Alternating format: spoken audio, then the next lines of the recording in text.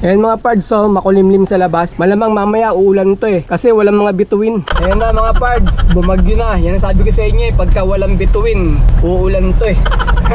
Parting Mexico na tayo mga pards.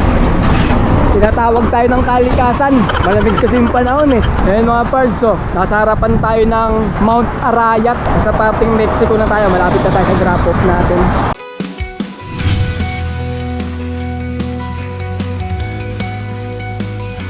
Good day mga pards! Today is another booking day na naman tayo. July 23 ngayon, 2024. Maulang umaga sa inyong lahat mga pards. Ayan mga pards, so makulimlim sa labas. Malamang mamaya uulan to eh, kasi walang mga bituin. Kahit maulan mga pards, magtsatsaga tayong bumiyahe ngayon para sa ekonomiya. Ang iiwasan lang natin ngayon dahil nga maulan, yung mga parteng may baha mga pards, kasi pwedeng masira yung mga sasakyan natin pagka lumuson tayo sa baha. Time check, 10:30 AM. May first booking na tayo from Apolonio, Samsung going to Angeles sa halagang 1,482. Ang layo ng pickup location ay 3.7 km. Papunta na kami sa may pickup location. Ano pa sa'yo? Dali lang ma'am. Walang sinabi. Yun na oh. Wala ang sinabi ko anong kulay. Ang sinabi niya lang na ano yun lang. Ayun ang bilin. Anong kulay? Anong kulay pa ron? 20, nasa pa 20 ka. Hindi ko rin alam, pero malawak yan. Malaki yan. Kasya siguro. 17. Kasya siguro. Kasya yan? Yan, pahin yan ah. Bali, malaki yan eh. Kasyang-kasya siguro yan. 17 lang eh. Ganda pick up natin mga pards. Mga sinulid. Nakalagay sa sako. 17 ganyan. Kasya naman siguro. Ano ba? Ayun pala. Nakakartilya ka lang. Ang ganda mong kartilya eh.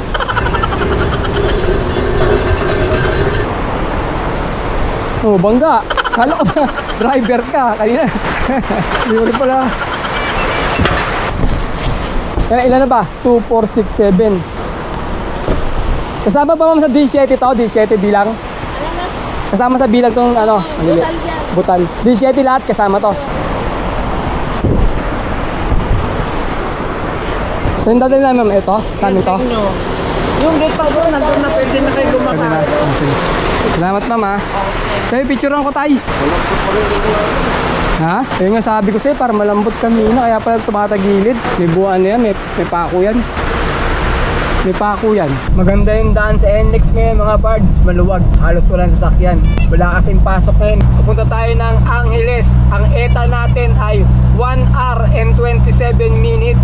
Ang layo ng drop-off location natin ay 84 km. Alright, let's go! Ito mga pards, lagi kong sinasabi sa inyo tuwing dadaan tayo ng NLEX, SLEX. Sagot ni customer yan pagdating sa may drop-off or sa pick-up. Depende sa magbabayad. Hindi tayo mag-shoulder. Yung mga customer natin na mag-shoulder ng toll fee. Yun, sabi daw ni tatay, pagka mayaman daw kayo, huwag nyo nang singilin. Sa inyo yung bayad ng toll fee. Kung mayaman ka, abonoan mo na. 74 na pala ngayon eh. Ayun, Balintawak to Marilao. Tumaas na, nakaraan 69 lang yung daan namin. Ngayon 74 na yung toll fee mga pards. Kaya kung mayaman ka, sagutin mo na. Huwag mo na pabayaran sa customer mo. Para matuwa na yung mga customer natin. Tuwan-tuwa na sila, ang baba ng pamasahe. Libre pa toll fee sa atin pa. Patay na, negosyo. Loge, negosyo. Sarap bumiyahe mga parts pagka malamig. Nakaraan, summer, ang init. Problema natin, init, lagi tayong pawis. Ngayon naman, nilalamig-lamig tayo. Tayo magtatayo. Nilalamig-lamig. Naka-ano pa? Naka-jacket pa yan. Naka-long sleeve. Nilalamig-lamig siya rito eh. Wala eh. Kailangan nakabukas yung aircon para hindi nagmo-moist tong salamin natin. Kasi pagka sinarado mo yung salamin natin na walang aircon, sigurado magpapagyan. Moist. Ang mangyayari, hindi natin makatayang kalsada. May hirapan tayong tumingin sa kalsada, disgrasya pa tayo. Kaya kailangan talaga binubuksan natin yung aircon. May kakwento na ako sa inyo mga parts. Nakaraan yung customer namin na-scam ng dalawang split type na aircon. Ganito yung mga parts, may nag-book sa atin, nakuha natin yung booking. Ngayon, tinawagan ko, tinanong ko kung anong pick upin. Sabi nga, dalawang aircon daw na split type. Ginawa namin, pinuntahan na namin sa may pick up location. Pagdating doon, sarado, kinatok ko pa nga eh, tapos may lumabas yung bantay. Kaya nasabi niya, wala pa raw yung may-ari may-ari ng aircon. Pero yung aircon nandun na, yung dalawang split type na pick upin natin. Maya-maya hinintay namin, dumating na yung may-ari. Ang sabi niya, galing daw siya sa bangko. Yung bibili daw, inaasikaso daw yung cheque daw kasi tumalbog. Kaya ngayon, papadala na ni seller yung dalawang aircon niya. Nagtiwala siya na ibibigay na wala pang bayad. Babayaran daw yung bukas kasi aayusin pa daw yung cheque niya. Ngayon mga parts, sinakay na namin. Pagkatapos, tinanong ko yung number nung pickup, hindi raw kanya yon. Kaya sabi niya sa akin, bibigay niya raw sa akin yung messenger niya. Binigay niya, tapos ang gagawin ko pagdating sa may drop-off location, kasi sa Alabang sa may mall doon doon dadalhin Picturean ko daw yung shop para kung sakaling hindi magbabayad, mapupuntahan niya raw kung saan yung shop. Ayun ang deal namin nung seller ng aircon. Ngayon sinampa na, sinakay na, umalis na kami. Ang nangyari mga parts, siguro mga 5 km away pa lang ako sa may pickup location. Tumawag yung nag-book, yung nag-book siya rin yung bibili, pagdadalan sa drop-off. Ang sabi niya, babaguhin niya daw yung location ng drop-off. Dadalhin na lang daw sa street. Along Ortigas lang mga parts. Napalapit kasi ang drop-off natin Alabang Muntinlupa Halaga ng booking ay 1.4 mahigit kasi may kidlat yun kaya malaki.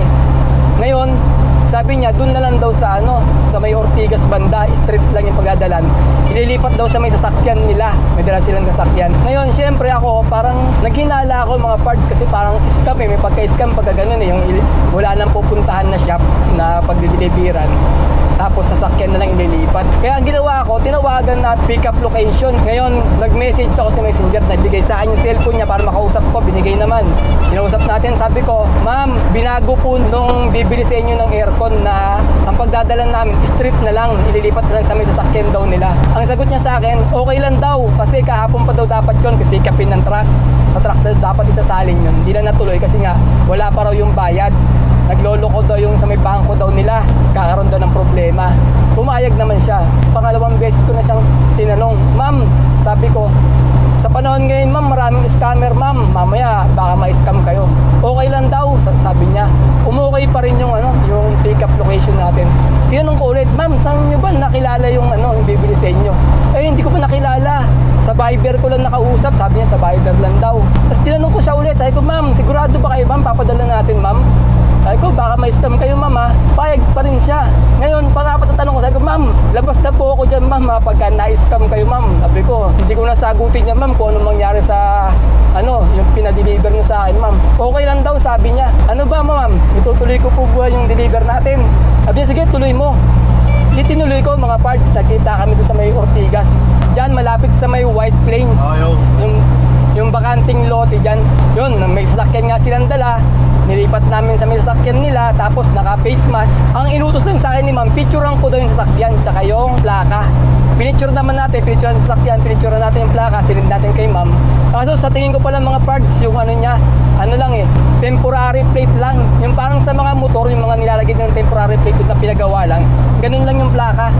Parang pinilitan yung plaka ng sasakyan, mga parts. Ngayon, kinarga na nila. Umalis na kami doon. Siguro mga 5 minutes away pa lang sa may drop location natin. Tumawag yung pickup natin para nag-aalala na. Sir, na-drop nyo na ba yung aircon? Sabi ko, opo ma'am na-receive na po nila. Na-picturean nyo ba yung sasakyan tsaka yung plate number? Opo ma'am, sinend ko na. Ayun na. Sabi ko, naibigay na natin. Tapos ayun na, okay na. Mga after 3 days mga parts, tumawag ulit sa akin yung seller ng aircon. Sabi niya, hindi raw siya binayaran, na-scam daw siya. Pina-NDA niya na raw. Ayun na, sabi ko sa kanya, ma'am, labas na po ako dyan ma'am. Diba sinabi ko sa'yo, pagka mangyari sa items nyo ma'am, wala na ako dyan ma'am, hindi na ako mangingialam dyan ma'am. Kasi parang gusto niya, tumistigo ako. Nasa NPA na nga. Sabi ko ma'am, mahabala po kasi kami, naghahanap buhay po ako ma'am Hindi po ako pwedeng sa mga ganyan Pala ko nga ibalik na sana sa inyo ma'am Kung sinabi niyo lang na ibalik ko ma'am, ibabalik ko kasi ang lapit ko lang sa inyo ma'am 5 kilometer pa lang kami na nakakalayo dyan sa inyo. Pwede ko pang ibalik sana. Malapit pa lang. Kaso sabi niyo go Kaya ayun, mga parts. Nakakaawa rin. Pero nagbabala na ako sa kanya Itinuloy niya pa rin yung yung booking. Pero kung sinabi niya na taga na ibalik, babalik na natin. Wala nang problema, malapit pa lang. Kahit bayaran niya lang siguro ako ng 500 sa booking niya kasi 1.4 yun Papayag na ako kasi nga malapit lang naman yung Kaso ganun talaga. Kaya yung mga seller dyan, mga nagpapashipping ng wala pang bayad, ingat-ingat kayo mga parts kasi mahirap yung panahon ngayon Maraming manluloko. Panginoon po Malear, gagamitin na namin ang Time Space Warp ngayon din.